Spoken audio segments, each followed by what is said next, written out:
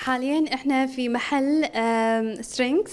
طبعا هذا المحل مملوك بشاب كويتي عنده انتيكات جدا جميلة مميزة تعود ل 1900. طبعا له ميزة هذا المحل لأنه هو اختص في مجمع التلال، لأن مجمع التلال دائما تكون في المنتوجات الراقية، وطبعا حصل هذا المحل مكانه في هذا المجمع. طبعا إذا حابين أن تعرفون أكثر بخصوص هذا المحل دشوا على انستغرام strings KWT عشان تشوفون أكثر من خصوص هذا المشروع الحلو.